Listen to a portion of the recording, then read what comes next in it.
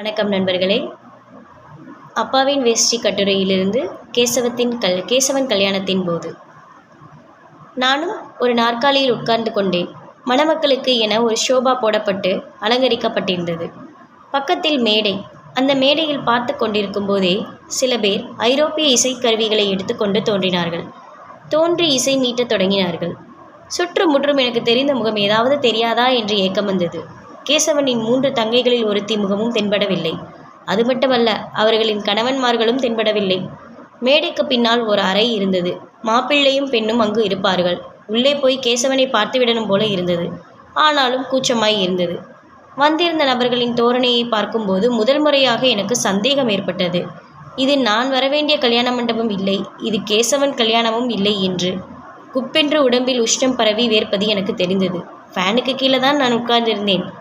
மேடைக்கு பின்புறம் இருந்த அறையிலிருந்து கோட் அணிந்த பெரியவர், அவரை தொடர்ந்து ஒரு பெரியம்மா, இருவரும் வந்தார்கள். இவர்களுக்கு பின்னால் இளைஞர்களும் இளம் பெண்களும் ஆரவாரமாக பெரியவர்களை தள்ளி கொண்டு வருவது போல் சோபாவை நோக்கி வந்தார்கள். சோபாவின் அருகில் வந்ததும் ஒருவர் ஒரு மாலையை பெரியவர் கழுத்தில் போட்டார். மற்றொரு மாலையை அவர் கையில் கொடுத்து பெரியம்மாவுக்கு போட சொன்னார். பெரியவரும் சிரித்தவாறு போட்டார். அந்த வயதான 60 நெருங்கி கொண்டிருந்த அம்மாவின் முகம் திடீரென்று சிவந்தது. கண்களில் லேசாக நீர் அரும்புவது போல் எனக்கு பட்டது. அரும்பியது உண்மைதான். மாலை போட்ட பெரியவர் கையை குலுக்கி வாழ்த்து தெரிவித்தார். அடுத்ததாக இளைஞர்கள், பெண்கள், குழந்தைகள் எல்லோரும் அவர்கள் காலில் விழுந்து ஆசீர்வாதம் பெற்றார்கள். எனக்கு சர்வ நிச்சயமாகிவிட்டது. கேசவன் கல்யாண வரவேற்பு இல்லை.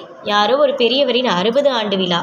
காலையில் சாஸ்திரபூர்வமாக கல்யாணம் முடிந்திருக்க வேண்டும். மாலையில் நண்பர்களுக்காக இது. எனக்கு முதலில் அவமானமாக இருந்தது. யாரோ ஒருவர் வீட்டில் அவர் அழைப்பின்றி புகுந்து சோறும் தின்றது போல் இருந்தது. 2 தரம் வாங்கி தின்ற பெங்காலி ஸ்வீட், முந்திரி பயிறு, கிடந்த மிச்சர் எல்லாம் நினைவுக்கு வந்தது. திருடனை பார்ப்பது போல என்னை யாரும் பார்க்கிறார்களா என்று நோட்டமிட்டேன். அப்படி யாரும் இல்லை. உடனே அந்த இடத்தை விட்டு எழுந்து வந்து விடணும் போல இருந்தது. ஆனாலும் எழுந்து போகக்கூடாது என்றும் இருந்தது. அந்த பெரிய மணமக்களை சுற்றி கொண்டு ஒரு கூட்டம் பரிசு பொருளை கொடுத்து கொண்டு இருந்தது.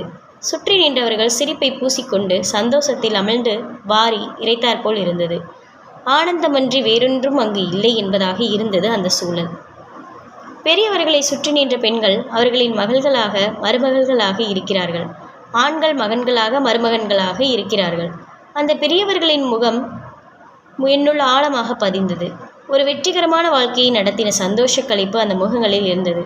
உனக்கு இது, உனக்கு இது என்று பங்கிடப்பட்டு அந்த பெரிய தம்பதிகளுக்கு அளிக்கப்பட்ட கடமையை செய்து தீர்த்த அமைதி அவர்களின் முகங்களில் இருந்தது.